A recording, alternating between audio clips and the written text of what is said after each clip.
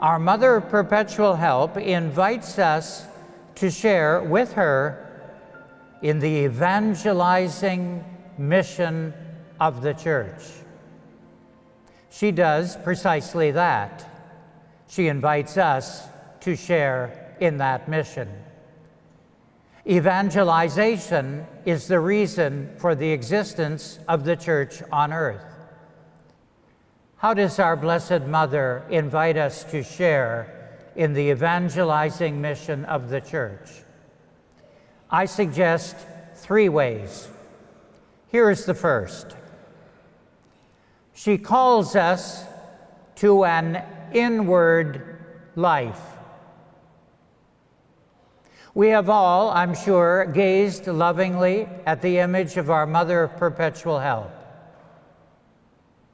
Her image portrays to us a woman who is not so much looking outward as she is looking inward.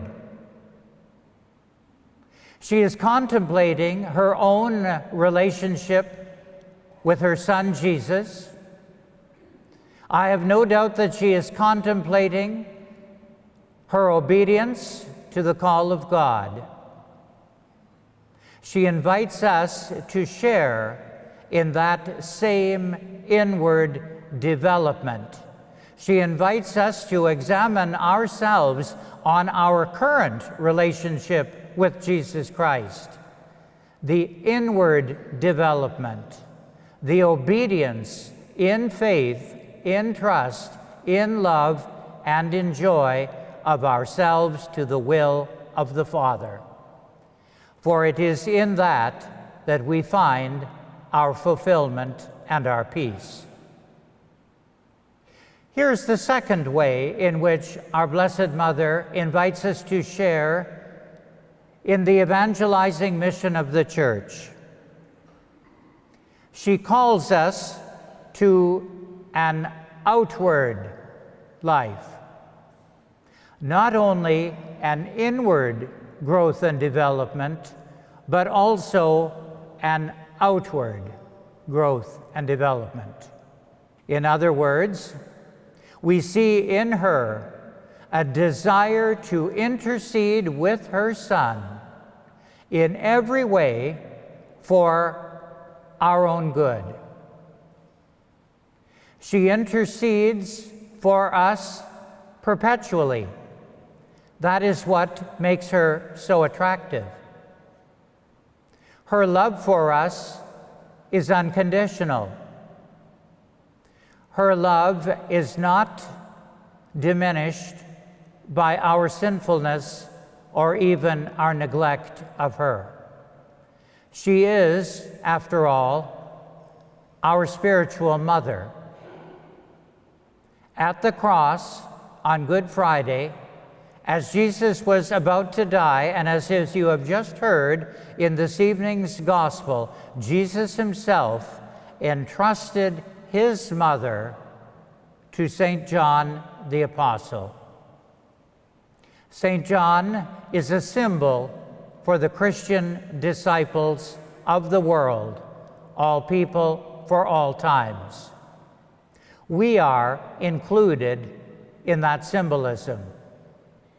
Mary is given to us as a mother, a tender, compassionate, all-embracing, merciful, tender-hearted mother seeking our well-being. We join with her in attempting to be of ongoing help, perhaps even perpetual help, to those around us who are in need. Pope Francis calls us to that outward task nearly on a daily basis. He calls us to go out of our comfort zone, to reach out to the people on the margins of society, to the people on the periphery, to those who are outcasts, to those who are neglected or who are abused.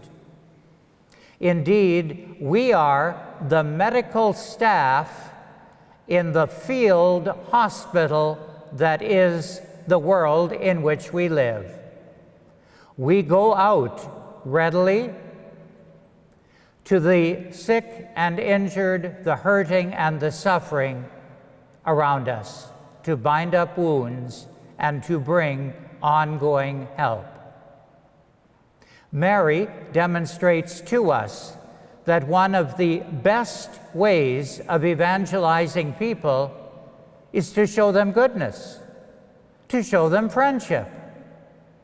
It's not a matter of ramming religion down someone else's throat. They'll only choke on it anyway. But offering our care, our concern, and our friendship is what truly matters. Finally, our Mother of Perpetual Help calls us to a life of gratitude. We have all, I have no doubt, benefited from the intercession of the Blessed Mother for us. We are called to be grateful. In my experience, gratitude does not receive nearly enough emphasis in the preaching of the Church. I suggest it is fundamental. The reason is that it keeps us humble. When we are grateful to God through the intercession of our Blessed Mother, we recognize that we are not the center of the universe, but our Father is, and we owe Him a debt of gratitude. It fosters within us the virtue of humility, which contravenes our wicked human pride, which leads us into sin. And gratitude, of course, will establish us in right relationship with the good giver of all gifts. It is the basis of our right relationship. It is the basis of our Christian stewardship sharing of time, talent, and treasure.